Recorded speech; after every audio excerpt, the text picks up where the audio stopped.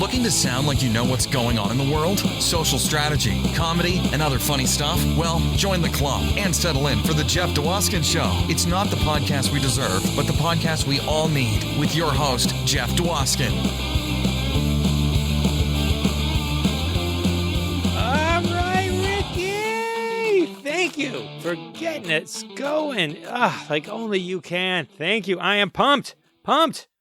Ladies and gentlemen, welcome to the Jeff Dwoskin Show. I am Jeff Dwoskin, and this is episode 28. And we've got an amazing episode for you today. But Jeff, aren't all your episodes amazing? Yes, they are. You got me on that one. Guilty as charged. If you haven't caught up on all the past episodes, you're missing out. Carl Gottlieb, Bobby Collins, Dan Zare, Aaron Cummings, Kelly Maroney, Suze Lanier. So many great people.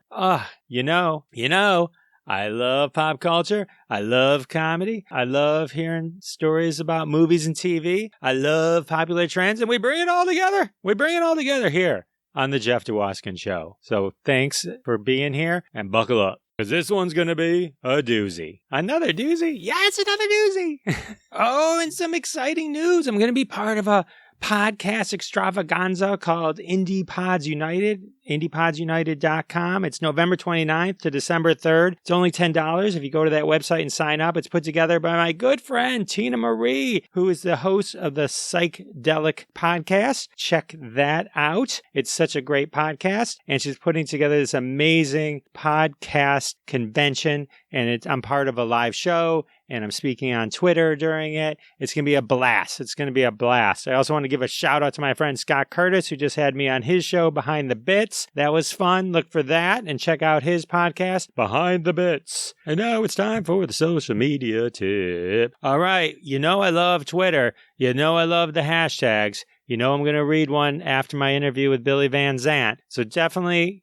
what I suggest, again, is jump into trends. Find hashtags that are very popular. Find word phrases that are very popular. You can go to the trend section of Twitter in any different country and look and see what's popular conversation at that point. Jump into those conversations, and that's a great way to build up your audience. Do it. You got to do something now that Twitter is slowing down our ability to retweet.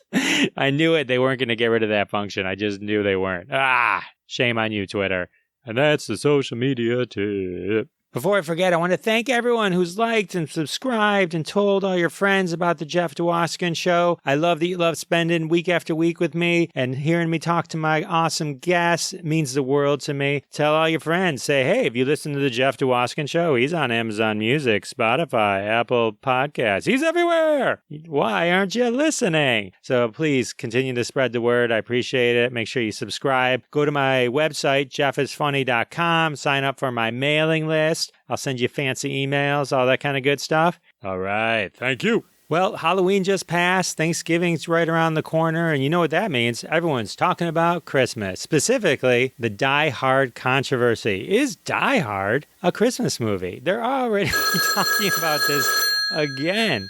It's crazy to me that they just keep talking about whether this movie is or isn't a Christmas movie. Oh, for the love of God, who is calling during my show?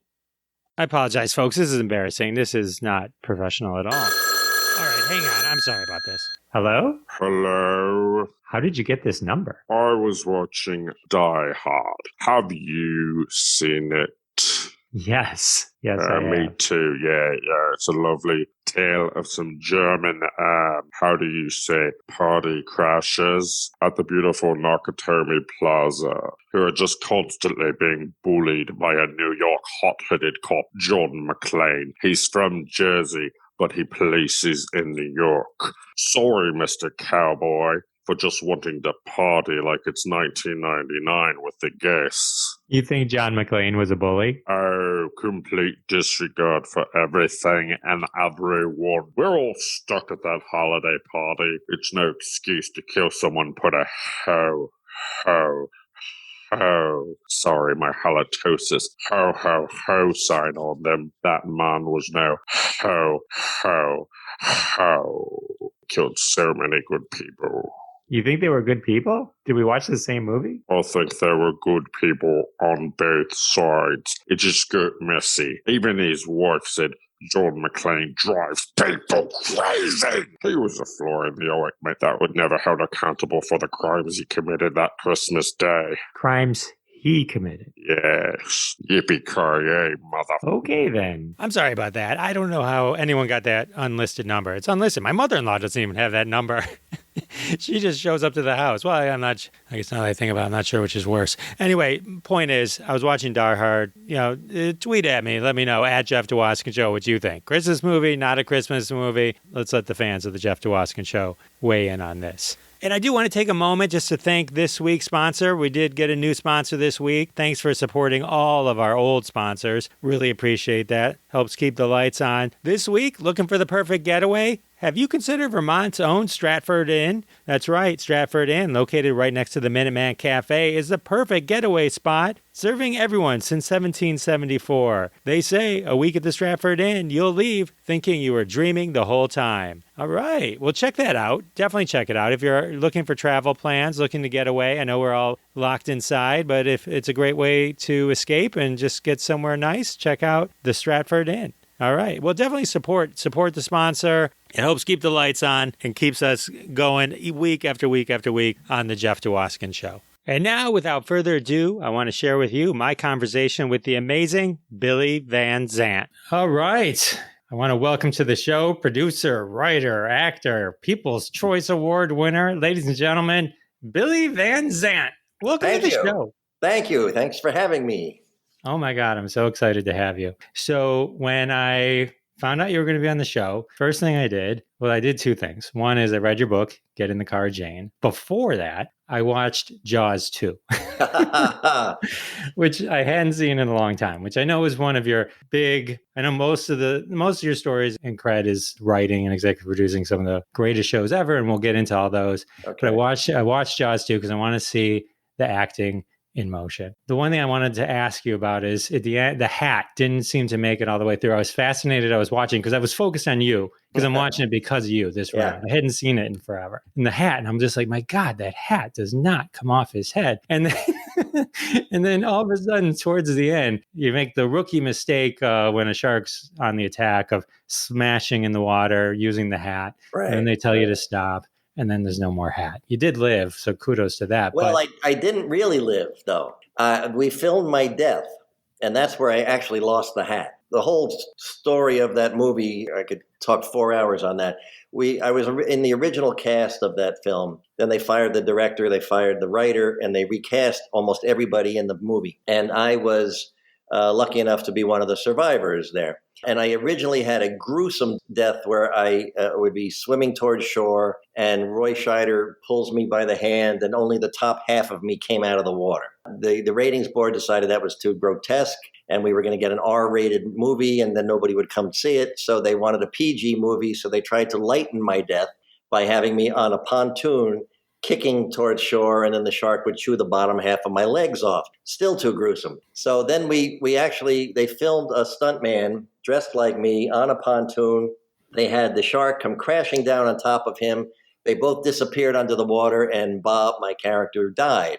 That's why Donna Wilkes screams like a lunatic at the end of the film. But they cut my death out of the movie because just the number of deaths would have given it an R-rated movie. So they quickly filmed me. The last thing we shot, I think, was me swimming up on shore, having survived. But if you look at that film, the last shot of the movie, when the camera pulls back, I'm not on the island with the rest of those kids because I'm dead. So if you want logic on this, you have to assume I swam all the way around the back of the island, and that's where I am. So I lost the hat. But I did the stunt myself. They shot it with a stunt man. I saw it in dailies, and I said, I want to do that. Well, how come he gets to do that? They said, no, you can't do that. I said, I want to film that. They said, okay, we'll film it, but it has to be the last thing we shoot in the movie. And I said, why does it have to be the last thing we shoot? They said, in case you die. So I did it. They put ropes around my waist. They put me on the pontoon. They had scuba divers underwater ready to yank me under. And the shark on its little roller coaster track, couple of tons, whatever it was, came crashing down on top of me. And right as it was about to hit me, the scuba divers pulled me underwater. And it was fantastic, and it's never been seen. And they can't seem to find the footage now, which makes me crazy because, it's got to be somewhere. I want to see it. I didn't know if I lived or died till I went to see it in the movie theater because they didn't tell me. I had the insert with me living. They had me dying. Who knew? So, but I lived. I did live. All right. I'm just a little proud of myself. I didn't even realize what I was tapping into there. Yeah. Yeah. But I've kept in touch with almost everybody from that film. We're all great friends. About 3 years ago, Tom Dunlop, who played the role of Timmy, he was coming out to Los Angeles for business, and he said, "Billy, you want to have dinner? I haven't seen you in a while." I said, "Sure." I said, I was just about to have dinner with Gigi Vorgan, who's also in the movie, played Brooke. And he said, "Oh, can you call her and invite her?" I said, "Sure." And I hung up the phone and I thought about it, and I called everybody I could, and through a chain of events, within 48 hours, we had the entire surviving cast of Jaws 2, the writer, the director, the producers, Lorraine Gary, the guy who ran Universal. We all had dinner together, and it was fantastic. So I'm still friendly with all of them. Was the writer Carl Gottlieb? Carl Gottlieb, the best. He's the best. I talked to him. He's awesome. He's great. He's just great. And the hardest part I didn't appreciate this at the time because I really wasn't a writer at that point. He was hired to rewrite the film from scratch as we shot it. Try and picture that. So they flew him to Florida, and he would spend every day in a hotel room rewriting whatever we were going to shoot the next day. And he only came out at night to have something to eat. And every single person he passed, because we took over the entire Holiday Inn down there, every single person that he passed, "How's it going, Carl? How's it going, Carl? How's it going, Carl?" I'm surprised he didn't blow his brains out by the time we finished that movie. But he did a fantastic job. I can't imagine being put in that position as a writer. It was really crazy, really crazy. After talking to him as a writer, I kind of got the impression that was of his many strengths. One of his key strengths was being able to restructure and recreate storylines and scenes and all that kind of stuff. And versatile too. I mean, he wrote The Jerk. He wrote Steve Martin comedy, and he used to write for the Smothers Brothers, and he wrote Jaws. I mean, that's a pretty wide range.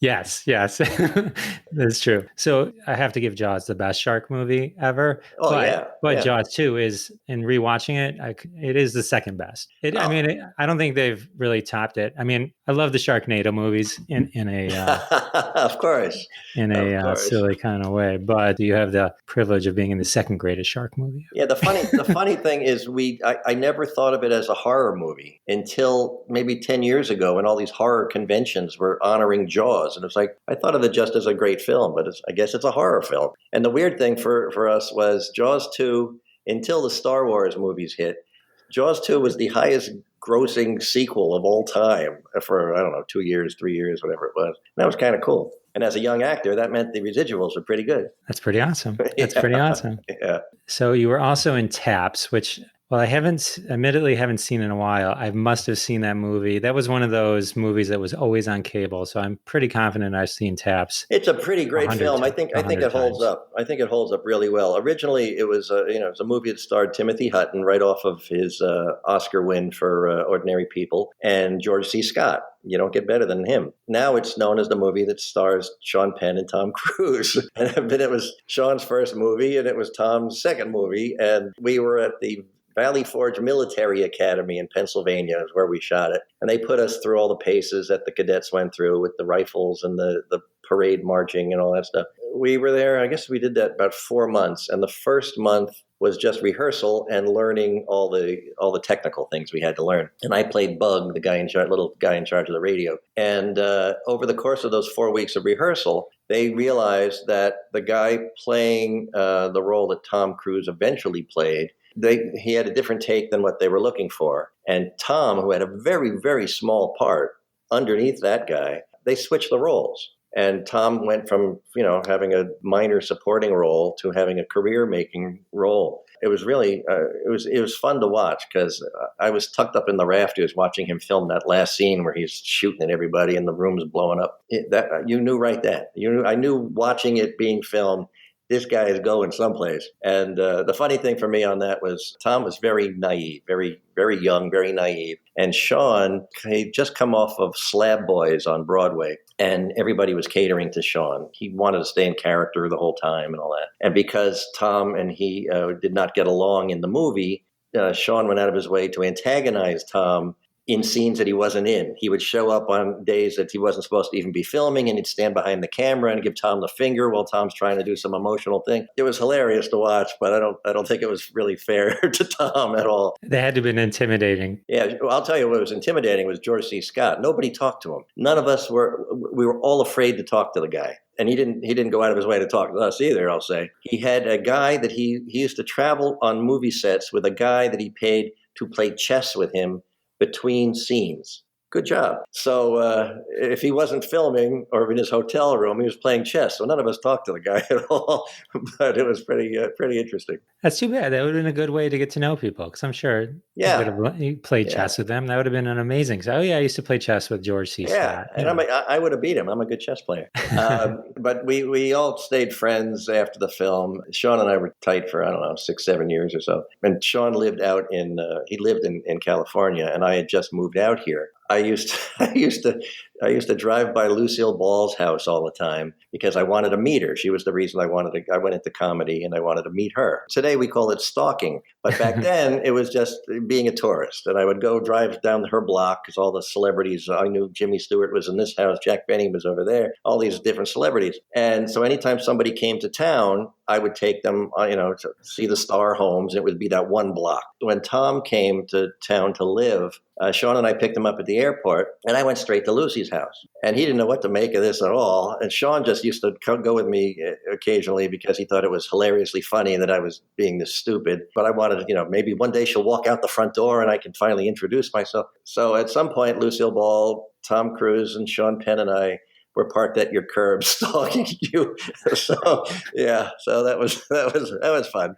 That is funny. I was talking to Kelly Maroney, who worked with Sean Penn in Fast Times at Ridgemont High. I know Kelly very well. Yeah. She's awesome, right? She's great. She's fantastic. And she was saying he was Spicoli the whole time. Yes, yeah. And she was roommates with Pam Springsteen, who was the other cheerleader in the movie, Bruce's sister. So the four of us used to hang out a lot back then. They had, I don't remember where their house was. All I remember is one neighbor called to complain about the noise. And so Sean went out and bought bigger speakers, plugged them in, and blasted that poor person to death.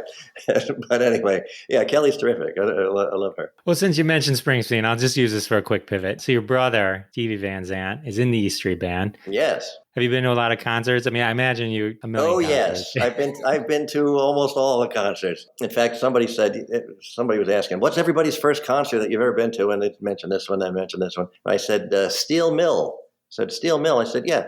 My brother, Bruce Springsteen, and Gary Talent, before they were in the E Street Band, they were in the band Steel Mill. And I went to Ocean County College. I think I was probably 10 years old. My mother took my sister and I down there, and that was my first show. Yeah, and the new album is fantastic if you haven't heard it. It is just fantastic. I think there's a song on there called Ghosts that is probably jumping up into my top 10 of all Bruce and the E Street Band songs. It's really terrific, and the documentary is fantastic. His last album was amazing too, and I did note that the documentary dropped today, I believe, on Apple Plus TV. Yeah, it's good. It's really good. And they have old footage meshing with the new footage. It's really terrific film. He played my mother. Bruce played my mother's funeral, which was pretty awesome. She said she had a couple. We knew she was sick and all that. And at one point she said, I want Bruce to sing at my funeral. I was like, oh, okay, sure, good luck. And he came. It was a good show, actually. Darlene Love sang, my niece Eva sang, and Bruce sang. And I was the MC. I was the George Jessel of the evening. It was a great funeral as far as funerals go. It sounds like a hell of a funeral. What did Bruce sing? Sandy. Yeah, he sang Sandy. It was really moving. I kept thinking he's got so many songs with Mary in it. My mother's name was Mary, so he's got to be singing Mary, something with Mary. He sang Sandy. So, but it was great. It was great. He went the other way with it. Yeah. That's great. It sounds like it was an excellent celebration of life, which is what they should be. Very cool. So Let's see what else. So, okay, Lucille Ball, obsessed with, is that a fair phrase? Yeah, when I was a kid, I knew I wanted to perform. I liked making people laugh. There was something about the comedy in I Love Lucy that I related to. And this may sound completely weird, but this makes sense to me. I think when you were starting out, of course, I was a little kid at the time, but I think when you're starting out, the people that you are attracted to, it's because you have the same ear as them comedically. I think there's a comedy to me is musical and it's a rhythm and all that stuff. There was something that I connected with I Love Lucy. Plus the fact that it was outrageous comedy, but it was believable outrageous comedy, not just stupid stuff. Back in New York and New Jersey, where I'm from, it was on TV 6-8 times a day. And I watched it 6-8 times a day. And I started studying her timing. And I started studying the structure of the scripts that her writers did. And that taught me how to write. It taught me how to write comedy. It taught me how to plant seeds along the way that pay off in the final scene, all that. So I was obsessed with her. I almost met her once. In fact, I had put together, it's going to sound like I did more than I did, but I put together a movie for Sean Penn. Somebody had sent me a script to the movie At Close Range because they wanted me to give it to my brother to give to Bruce Springsteen so they could probably get his music to be in the movie. And I don't do that. Don't send me any scripts. We don't take advantage of that friendship. But I read the script and I said, Sean, you have to option this movie. This is a great role for you. Sold him on it, and he finally read it, and he bought the script, which ended up starring Christopher Walken and him. And Sean said, I'll play the lead and you'll play this other little role. And I said, great. So a couple of years, 2 years go by, I guess. And I'm meeting with the director, Jamie Foley, about doing that film. And in the middle of the meeting with Sean and Jamie, I hear Lucille Ball's voice coming through the vent in the building. I said, what is that? And Sean starts laughing because he knew I was a psycho fan of hers. And he said, she's rehearsing right next door, a TV movie. And Sean turned to Jamie and went, let's end the meeting so Billy can go in the other room. And I said, okay, great.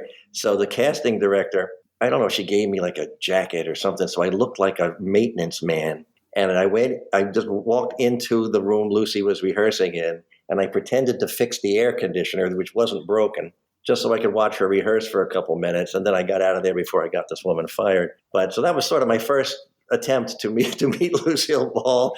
And then Sean and I used to go drive by her house. But I did eventually get to meet her, and it was pretty phenomenal. My friend Ann Dusenberry, who was in Jaws 2, played Tina in Jaws 2. She got cast as Lucy's daughter in Life with Lucy, her last TV show. And I got a phone call from Ann. She said, you want to come out? I said, I'm coming out. So I jumped on a plane. I came out to California, and I wanted to meet, and I wanted to work with her, but I wanted to meet and watch her rehearse. And I got to the sound stage for the first day, and Ann came up to me and she said, Billy, I'm sorry, it's a closed set. They're not going to let you in. And I went, oh, come on. So I said, okay, fine. And then I went through a back door and I snuck up to the back of the bleachers anyway. And I wanted to watch, so I was hidden in the back of the bleachers up there. And then next thing I know, Lucy and the cast come in and they sit down to read the scripts. And all of a sudden, Lucy looks up and she sees me up in the bleachers. I thought, oh, God, I'm going to get fired. I'm going to get thrown out. I'm going to get Ann fired. But instead, she walked all the way up to the bleachers and she looked up and she said,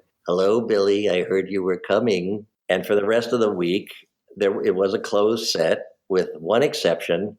Me, I got to sit there and watch her rehearse. And it was a masterclass and it was fantastic. And between scenes, she would tell me stories about the Marx Brothers and it was phenomenal. To the point where the director came up to me at one point and he went, will you knock it off? And I said, what? He said, she's telling you too many stories. My day is getting longer. I said, okay. And eventually, make a very long story short, I got a role on the show. And then she invited me to her house to see the first episode of Life with Lucy air, which was also phenomenal.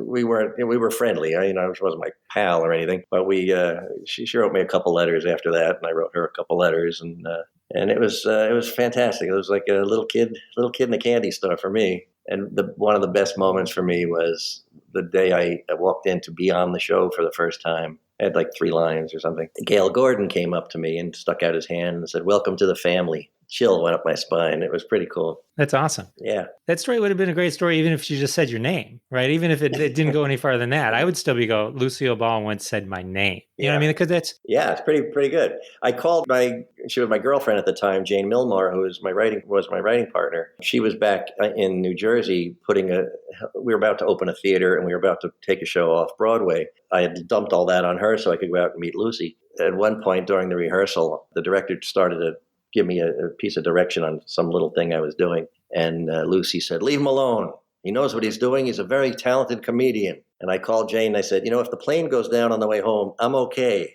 Because that was pretty cool. That is awesome. That is really, really, really awesome. Oh, I got to finish. I got to finish telling you about Sean and Tom. This makes me laugh. I haven't told this much. So I put together that movie for Sean, and then came time to film the movie, and I get a call from Sean, very apologetic, that I can't be in the film in that role because the director thought I was too old for the role. And these things happen. I understood. I didn't like it, but I understood. So a couple months later, Sean and Madonna get married, and I'm invited to that. So I show up at the wedding, and I'm talking to Tom Cruise, and this guy comes up. He introduces himself, and I said, "Oh, how do you know Sean?" He said, "Oh, I just finished a film with him." I said, "Oh, really? What role did you play?" And he mentioned my role. Now, this guy looked 10, 15 years older than me. So Tom starts laughing at me for the fact that I got screwed out of my role. And I thought, "Oh, you creep, you're laughing at me for that." So towards the end of the night, Tom says, "Billy, would you do me a favor? There's too many paparazzi following me around. Can you drive me to my car? I parked a couple miles away and I took a cab here." I said, "Sure." I said, "I'll get my car from the valet. I'll signal you. You come out and I'll drive you to your car." And he said, "Great." So the end of the night comes, we're ready to leave. I get my car from the valet. I signal to Tom to come out. And as he's approaching my car, I took off and left him there surrounded by paparazzi. And they're snapping pictures left and right, and he's mortified. And then he told me later, he thought it was funny afterwards, but not then. He said he jumped into the very next limo that pulled up, and it turned out to be Andy Warhol. Very surreal day this whole thing was. And he said Andy Warhol and his entourage, nobody said one word to him the entire car ride. They just stared at him like it was a painting. And then he got out and went on his way. And then he called me up and cursed me out. but I got even with him for laughing at me. That is hilarious. Yeah. That is so funny. Did you ever get even at Sean Penn, though, for not even putting you in the movie? No, I'm still waiting. I'm still waiting. No.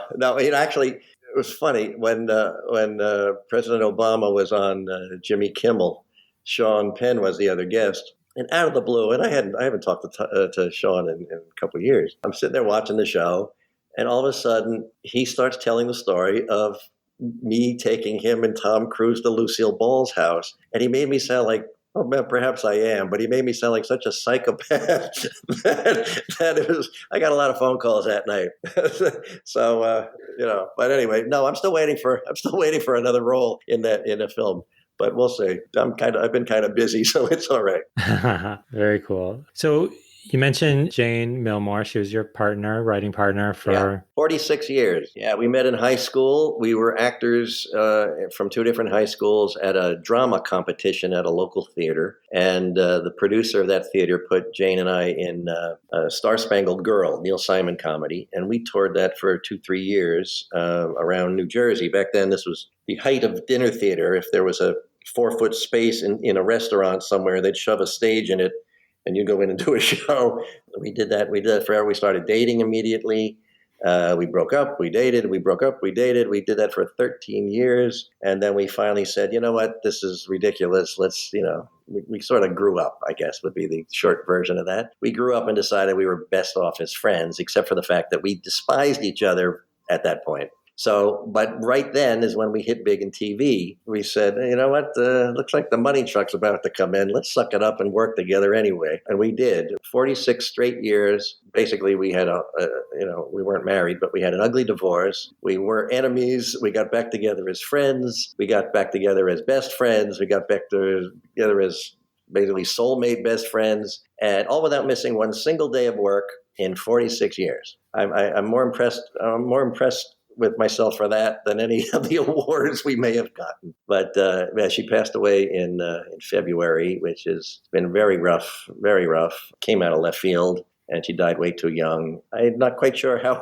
I'm proceeding without her right now. But we had a good 46 years. We had a good run. Very sorry for your loss. Thank you. I lost a close friend to pancreatic cancer as well. So yeah. Awful disease. And it came out of left field. She was perfectly healthy. She felt fine. She'd even had blood work, I think 2 or 3 weeks prior. Had her annual physical. Everything was fine. And then one day she just turned yellow. And it was like, Jane, something was wrong. And she went to the doctor and found out what that was. And we thought it was a mistake. We thought it was, that can't be right, to the point where she insisted we work 2-3 days a week the entire time she was sick. She was sick 15 months. So we have a lot of half-written projects that are back on the shelf and in the files that I'll eventually finish at some point. So the book is the title is a nice homage. Yeah. The book is Get in the Car, Jane, Adventures in the TV Wasteland. It's a memoir of our time writing for television. So every chapter is a different TV show we worked on.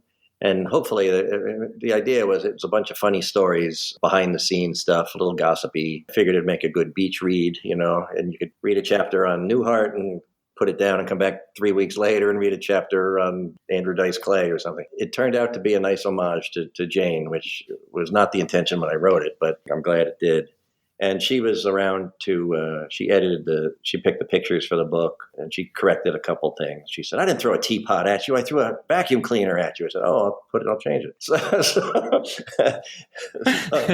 Yeah, we got some good scripts out of those bad times, let me tell you. All right, well, let's talk about some of those good times together and some of the cool stuff that you guys did together. So one of your first shows together was the Newhart show with Bob Newhart? Bob Newhart, the one up in Vermont with Larry, Darrell, and Darrell. We were hired by Mark Egan, Mark Solomon, who had, talk about coincidence, they had worked underneath Bob Carroll Jr. and Madeline Davis, who created I Love Lucy.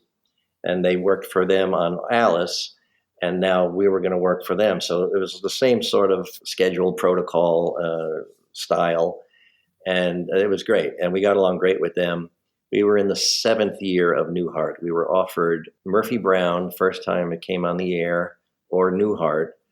Murphy Brown only had an order of 13 shows. Newhart had 22 shows, and we went, let's take the 22. And I'm so glad we did. Bob Newhart, not only was he brilliant, but he was the kindest, most giving guy. And I learned right then that the star of the show sets the pace of the show for everybody else. I've worked on some shows where the lead is a nightmare, and it makes going to work, horrifying. Bob it was one big family on that show. He spoiled me for everybody that came after him.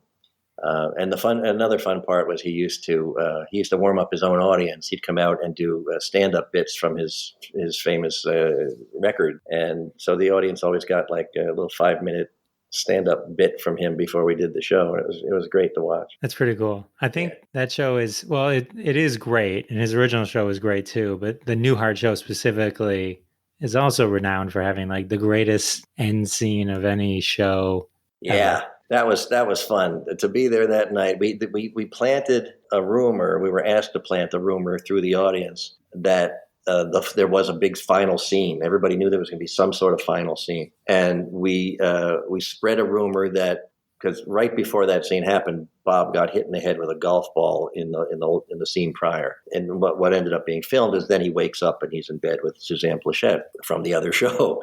But what we told everybody was that Bob's going to die and go to heaven, and George Burns is going to be God, and that's going to be the big secret thing. So everybody was anticipating George Burns coming out. And then as soon as they pulled the flats in front of the set and people saw the bedroom from the old show, they went berserk.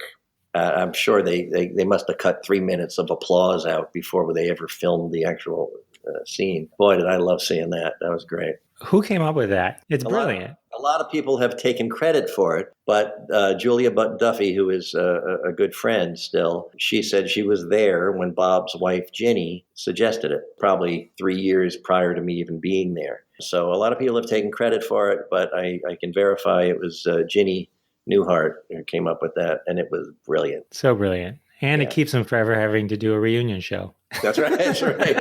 That's right. Yeah.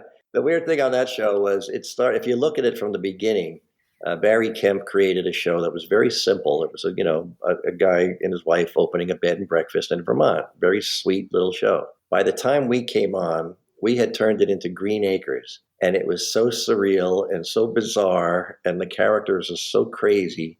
I've never asked Barry Kemp what he thought of what his show turned into, but if that were my show, I would have been horrified that people have done something with it, except for the fact that it was brilliantly funny. I thought it was great. A great cast. Yeah, everyone on that show was great. I love that show. Yeah. So great job. Great job. I enjoy all your work. Oh, thank you. Thank you. So, and then you went to work with Jamie Lee Curtis, who I wish would do more TV. She's so funny. And then and Richard Lewis with Anything But Love. Yeah. Right? Richard, what was it like being with Richard Lewis? Because is he that neurotic in real life? Yeah, he is. He's a good friend, but it's funny. He's neurotic, and he knows it, and he's made a good career out of it. When he asked, after that show, a couple of years after that show, he called Jane and myself to write a show for him, starring Don Rickles as his father, called Daddy Dearest. We wrote for him twice. We wrote Anything But Love, and then we wrote Daddy Dearest. And I would write for him again. I think he's brilliantly funny. He is so funny, and so is Don Rickles. Oh man, nicest guy. That was probably my most. I've done a lot of stuff. That was probably one of the most fun things I ever worked on. Don was brilliantly funny, as everybody knows, but also, like Bob, one of the sweetest guys you ever met in your life. But he just destroyed people left and right. He was very timid and quiet until he realized, there's more than two people in the room, and then he would just perform. So if we were having dinner and a waiter would come over to the table, he'd do 15 minutes on the waiter, and then the guy would go away, and Don would suddenly become a quiet little guy again. But on that show, when you rehearse a TV show, you usually have an empty studio except for the actors and the director. But when we did that show, every day of the week, we had people from all over the studio come and pack the bleachers to watch the rehearsals because they wanted to be insulted by Don.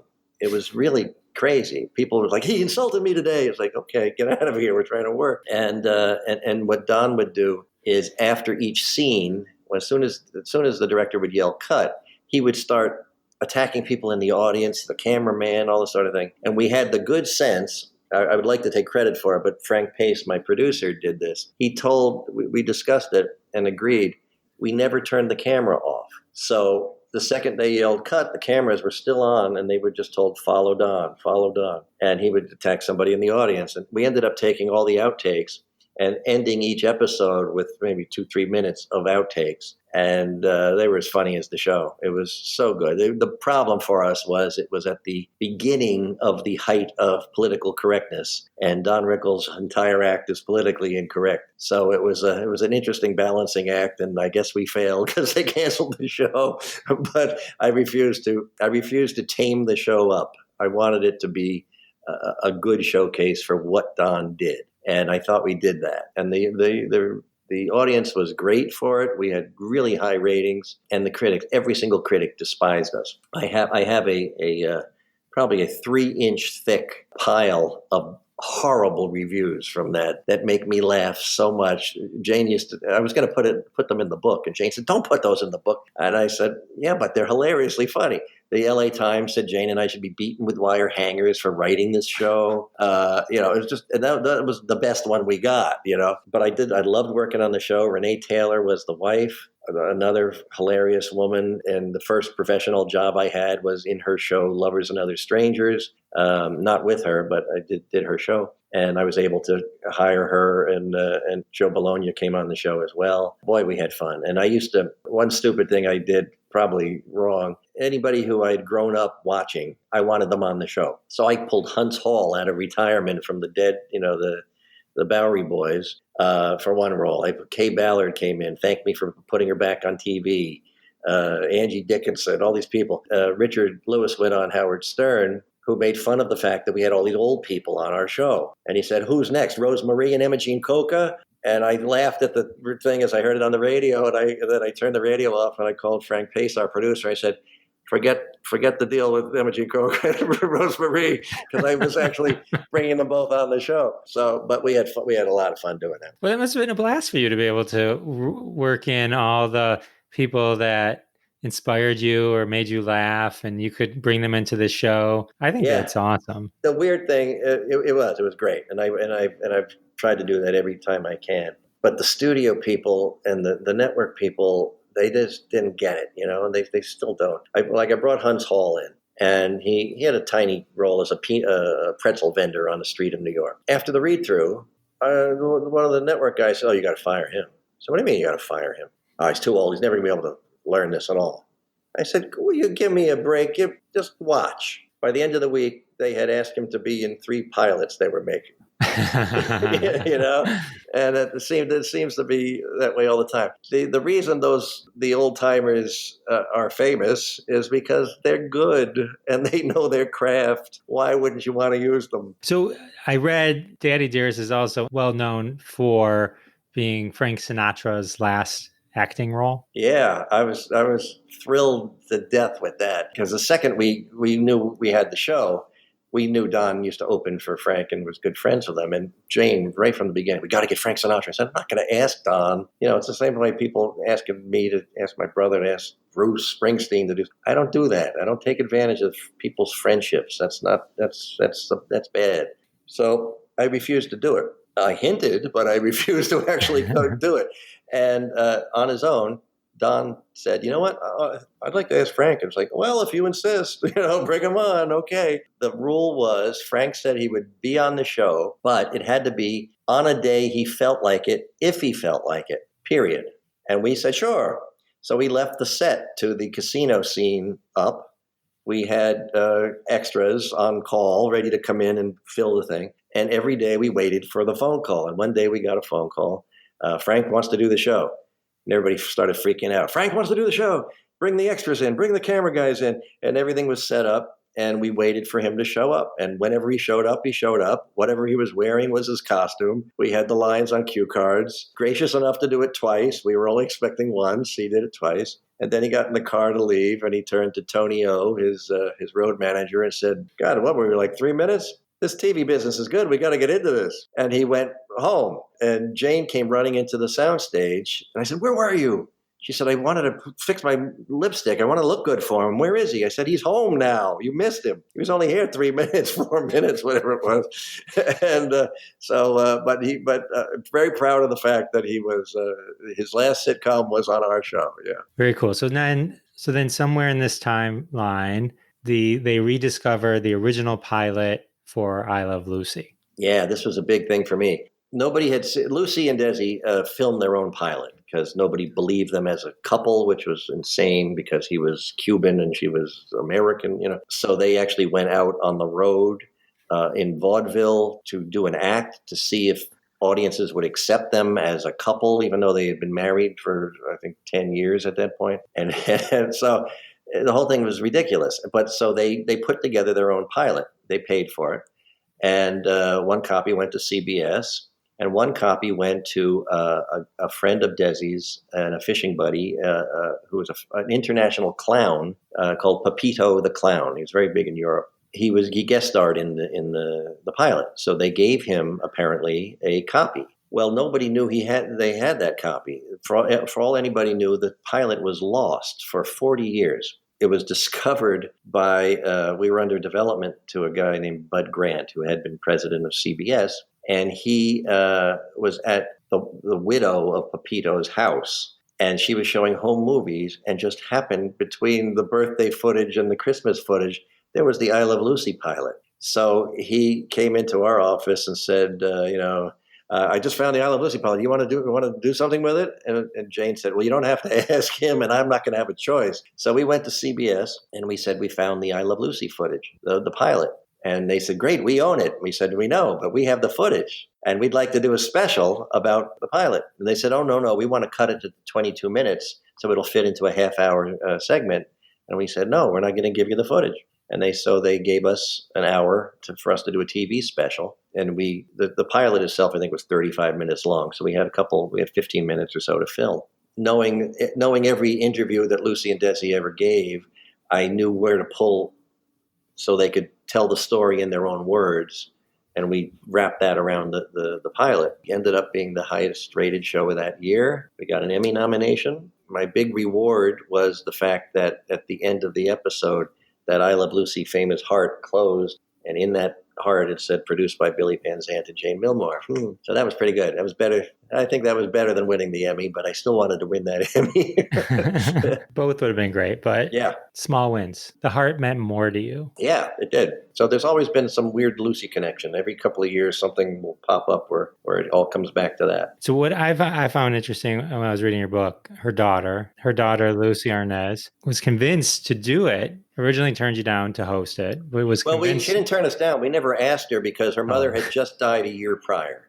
And I thought it would be tasteless to ask her to come and do this. We were in negotiations with Carol Burnett to come in and do it because they were good friends, she and Lucy. Before we closed anything with Carol Burnett, we got a phone call from Lucy Arnaz, who is now in charge of her parents' estates. And for them, the estate had to approve the footage we were using from those interviews to put into the TV special. So as a result of that, Lucy Arnaz had to read our script. And she called up and she said, I've never seen anybody pay honor to my father before, which you're doing here. I want to come host this thing. She said, if you, I think the quote was, if you don't let me, I will picket the studio. And it's like, you're in. So she came to work. She did the narration at the opening and closing. What we didn't realize, or I did anyway, but it was the 1 year anniversary of her mother's death when she was actually working for us. And that felt very uncomfortable for me, but she was a trooper, man. She was great. Perhaps she felt it was kind of an honor to. Yeah, maybe the universe had brought it together. But it is interesting because Desi Arnaz. The thing that always fascinated me about Lucy, and I remember we went to Universal Studios, with the family.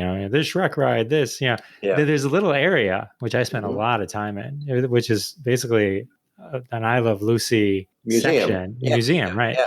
And they pretty much invented the sitcom, right? They invented the entire concept of reruns exists because of them. Absolutely. Right? They were not just funny people with a great show. And I mean, they're responsible. Without them and their production company, right? We wouldn't have Tom Cruise owes them a thank you, right? There's your other connection for Mission Impossible, right? Yeah. And Star Trek. A little show called Star Trek. Lucy, that was after their divorce. And Lucy took over Desilu. She approved Star Trek. It's supposed to be Wagon Train in outer space or something like that. But, exactly. And the Untouchables and Mannix. And Star Trek, though, later, a little actor named Billy Van Zandt will star in Star Trek, the motion picture. Yes, it was so weird for me. The director was Robert Wise, which is pretty impressive. Everybody knows him from Sound of Music and West Side Story and edited Citizen Kane and all the Orson Welles stuff. So I got to watch him work as he directed as an editor. He would film exactly what he needed out of, let's say, a master shot, and then he'd cut the camera. And then he'd do a close-up, but just what he wanted from the close-up, and he'd cut the camera. So you can't re-edit his movies. Smart guy. But I was cast as an alien on the bridge of the Enterprise in the first Star Trek movie. And for a split second, I was told Leonard Nimoy may not do the movie, so you'll be the new alien. And I was like, oh, this is going to be great. Well, of course, the next day, Leonard Nimoy signed his contract and came to work. So I spent a lot of time, in the background, typing on a keyboard and staring at the big screen. And I had a couple of lines, and I said to Robert Wise, I've never told anybody this. I said to Robert Wise, what do I do about my voice? Because my voice is weird. I mean, my voice is unique, but it's not. You don't think an alien when you hear my voice. And he said, oh, don't worry about it. We'll just say the lines, and we'll do something to your voice in post. I said, okay, fine. Well, he never did anything to my voice in post. So you see this movie, and the few lines of mine that remain in the film, it's, this alien with Billy's voice coming out. It's very strange. But I did like everybody on that film. I especially like William Shatner, and I know a lot of people give him flack for something. I don't know what, but I liked him a lot. In fact, Jane and I wrote our first play while I was on Star Trek, because I had all this elaborate makeup on and there was so much secrecy, they didn't want me leaving my dressing room at lunch. So I brought my typewriter, before computers, I brought my typewriter in, and Jane and I wrote ourselves a play. And while she was there, I said, come on, I'll sneak you in. You can see us shoot a bunch of stuff. So I brought her into the soundstage and I hid her behind some, boxes and cables and stuff so she could watch. And we started shooting a scene, and Shatner stopped the shoot. And he said, stop. There's somebody back there. And I thought, oh, God, I'm always afraid I'm going to get fired. He said, who's back there? Come over here. And he made Jane come forward. He said, you can't see from back there. Get her a chair, somebody. And they brought her up and put her right by the camera. It was great. So he was terrific. And then in Taps, which I did after Star Trek, my character is a Trekkie watching Star Trek. The whole thing was very, very, very weird. And then you went on to executive produce The Martin Show with Martin Lawrence. Yeah, the first year of Martin, they had asked us to, do you want to do a show for Martin Lawrence? And out in California, Martin Lawrence is a series of galleries that are in malls. So I thought it was a show about a gallery. I was like, I don't know if I want to do that.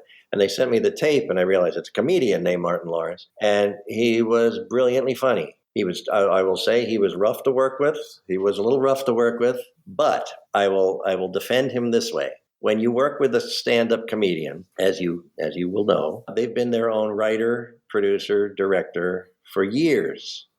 And then they suddenly come to you, you're the executive producer, and you have to go, I know you've been doing this all yourself, but now I'm in charge. It makes for a little tense segue until they can trust you. But Martin worked like a dog on that show. And it was groundbreaking in that I think it was the first show that really was a hybrid of a sketch show and a sitcom. And all the different characters he played they were sketches. It really opened up a lot of doors that way. And we had fun. We created the character. Jane and I created the characters of Stan, Garrett Morris, and we did Otis, the security guard, and Roscoe, the little snot-nosed kid, and a couple other things. But it was really fun. It was really fun. It was rough, but it was fun. I was working with SNL royalty. Garrett Morris was fantastic. I had so much fun writing that character of Stan. Everything we gave him to do. We started out, we didn't know how to do it because the character wasn't in the pilot. John Bowman and Martin wrote the pilot.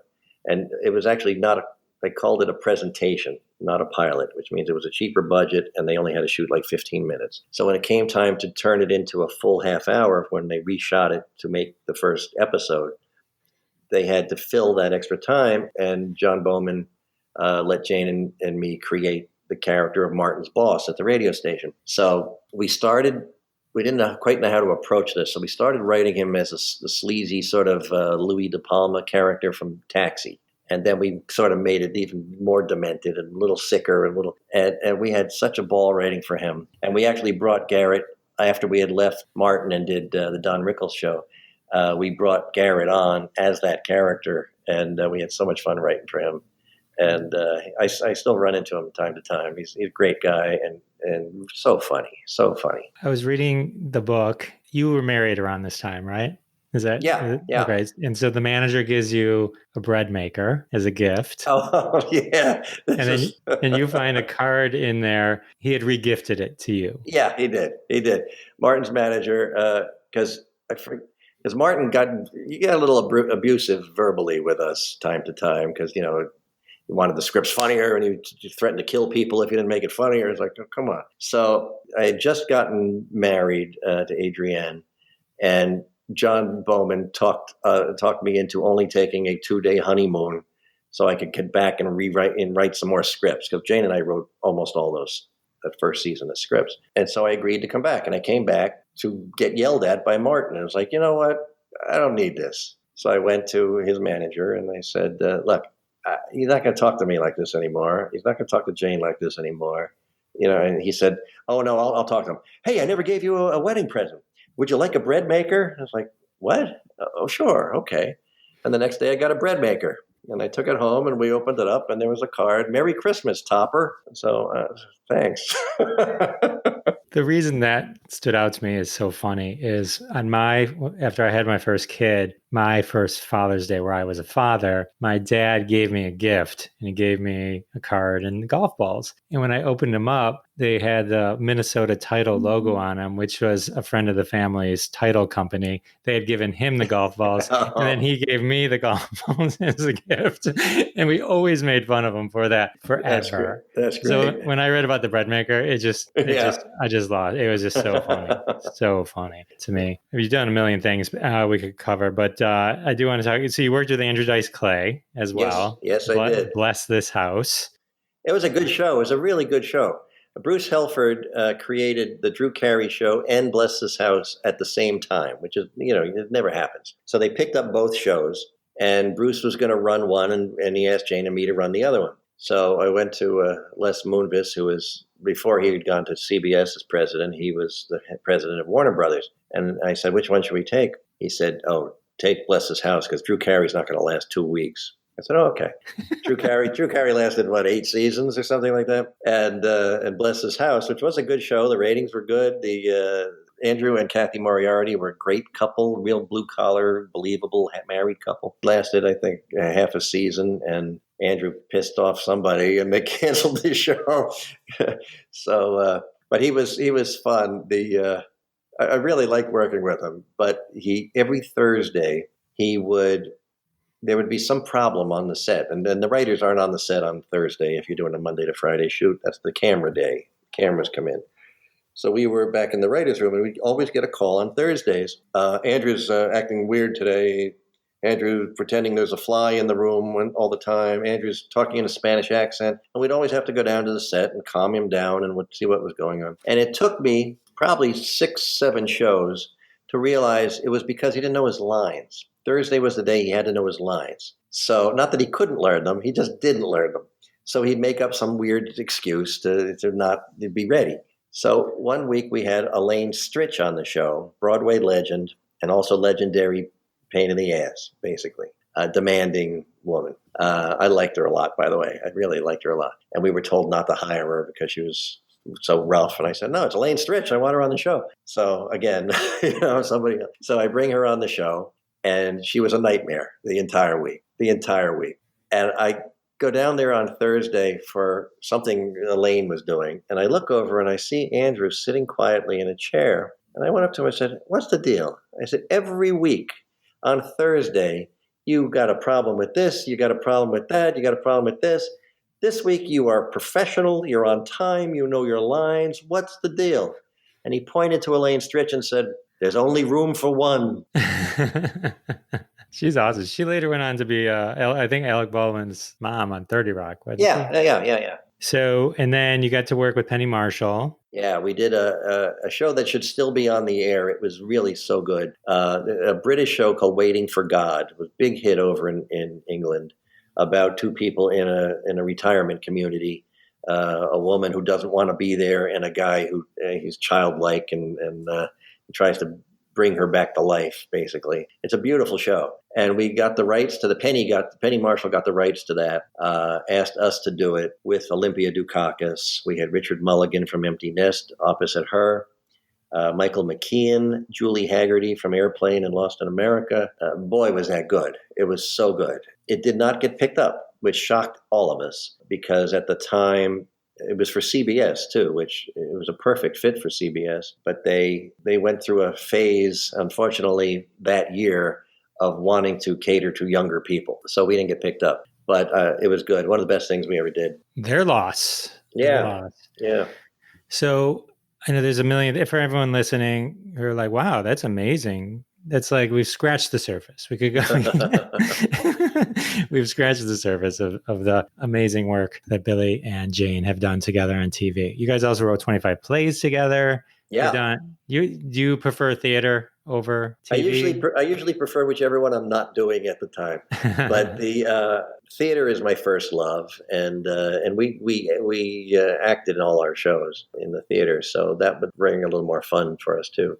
And I was doing the 25th play we wrote. They're all published with Samuel French, and they're done all over the world, regional theaters and summer stocks and all that sort of thing. And now they're done internationally, which is really a lot of fun. I came back from Poland a year ago where I saw two of my plays coincidentally in two different theaters in Warsaw, Poland at the same time, had no connection to each other. That was fun. The 25th play was a musical review called The Boomer Boys Musical, and we were touring the country with it. And then the pandemic hit, so that put that on a shelf. And if the world ever comes back to normal and live theater is a thing again, I hope, we'll be back on the road doing that again. Very exciting, very exciting. And then I want to just leave, when we were talking before, you mentioned you had a story about a past president. Yeah. This is, I never talk political things. I just don't talk political things at all. I can say, and I've never told this story before. You're the first to hear this. Richard Nixon saved my life. I was a kid, and he was running for, I think it was for re-election in our hometown, and one of the neighborhood mothers dragged her kids and me down to see him.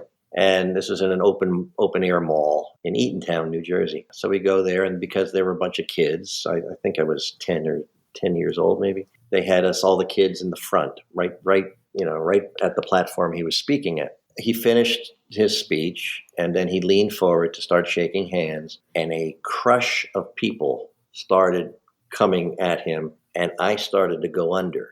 And I reached up and grabbed his hand with two hands and yanked myself up onto the platform. So Richard Nixon saved my life. There you go. And so ipso facto, Richard Nixon is now responsible for all the shows that we said, which wouldn't have existed. That's right. Had you been crushed. Okay. Yeah. So that was my Richard Nixon story.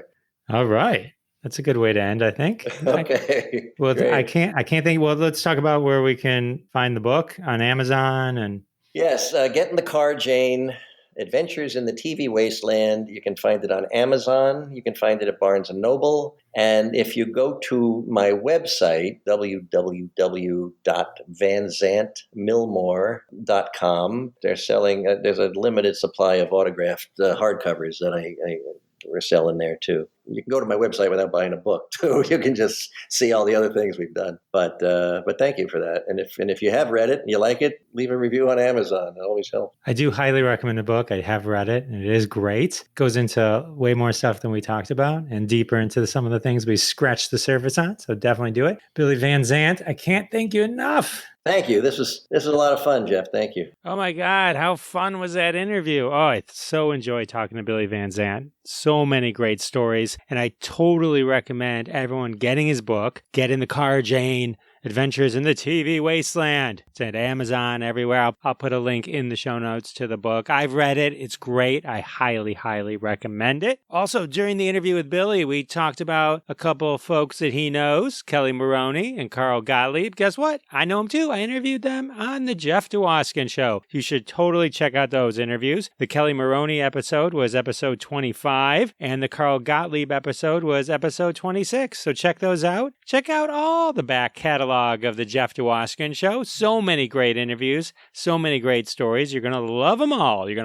Thanks, Jeff, for the great recommendation. You're welcome. All right. Well, now it's that time. It's that time of the show where we talk about the hashtag trend of the week. That's right. Billy talked all about all the TV shows that he has worked on. So I dug into the archives and found one from Red's Hot Tags, the Sunday game on hashtag Roundup, hashtag Caffeinate, a TV show. That's right. The ultimate caffeine and TV show mash-up hashtag. I'm going to read off all of them to you. You can also retweet these good folks, these funny, hilarious tweeters at Jeff Dwoskin Show. All the tweets will be there. I also list them all in the show notes. Show them some love. Download the hashtag Roundup app. Follow us on Twitter at hashtag Roundup, and you can play along, and one of your hashtags may show up on a future episode of the Jeff Dwoskin Show. How exciting is that? So exciting. I know. You're welcome. All right, let's do it. Let's mash up some caffeine and TV shows with hashtag Caffeinate, a TV show. The political mainstay, meet the French press. Oh, the cartoon classic, South Park.